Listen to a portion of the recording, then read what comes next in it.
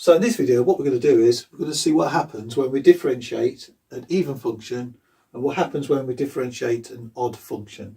And here we're talking in terms of general rules. So I'm going to show a few examples as we're going along of what can happen, but here we want a kind of a general result. So first of all, let's have a look at the definitions of even functions and odd functions. So for even functions, what that means is it's got a line of symmetry along the y-axis and it's reflected along the y-axis. So if I just draw it along here, what would happen if this is my y-axis, this is my x. If I rotate it along, reflect it along the y-axis, we should get back to where we came from. And the way to write that in terms of f of x, that becomes f of minus x. So that's our general rule for an even function. So now with an odd function, this one behaves a little bit different. So through our Cartesian coordinates, so this is our y and this is our x, what happens is here now, if we rotate through 180 degrees, so through 180 degrees, or an angle of pi radians, we will get back to the same function. Now, classic examples of even and odd, if I talk in terms of trigonometry, that's always a good one. So for an odd function, it has to be rotated around the origin. Now, the sine function does go through the origin. So what happens is we would end up with something like that. Rotate that, either way, 180 degrees, you get back to the sine function. And an example of an even function in terms of trigonometry is the cosine function. Now, the cosine function will go something like this. A little bit of a rough sketch, but you can see there we reflected in the y-axis, gives us back to where we was. Now the general term for an odd function, we can say f of x equals minus f of minus x.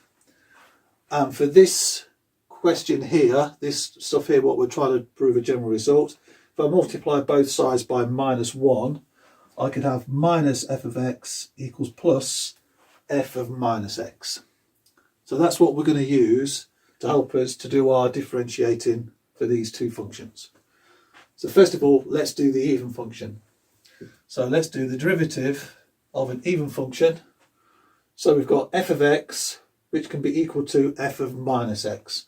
So the derivative of f of x with regards to x, it should be the same as the derivative of f of minus x. So let's put that in there and let's see if that comes true. So derivative f of minus x and dx. Okay, so the derivative of f of x, so what's going to happen if we differentiate that? We're just going to get f prime of x. So that's f prime of x. Now, what have we got here? So here, derivative of f of minus x, that will give us f prime of minus x. So derivative of that would give us the derivative of that function. But by the chain rule, we need to multiply by minus 1 because we've got a negative here. So we need to put a negative out the front there. So that's going to give us our general derivative. So here we've got f prime of x equals minus f prime of minus x. Now if we look back to here on the odd function, our other example here before I did the manipulation with the minus sign, we had f of x equals minus f of minus x. And we can see here that this one gives us this result, which is what we have here. So therefore f prime of x gives us an odd function. So if we differentiate an even function, our general result will be an odd function. So now what happens here if we differentiate an odd function? So here, let's just take this off the board and let's do the calculations for this one down here. Okay, right, let's differentiate an odd function. Let's see what happens when we get there. So here's our rule for an odd function. This is what we've got. So we've got negative derivative of that. So we can do that, that's legitimate. We can do that with regards to x, and that should equal f of minus x. So let's take the derivative of this side and see what happens. The derivative of f of minus x dx. Okay, now let's do the derivatives here. So derivative of f of x gives us f prime of x. And we've got to keep this minus here, which is like a constant multiple of minus 1. So put a minus.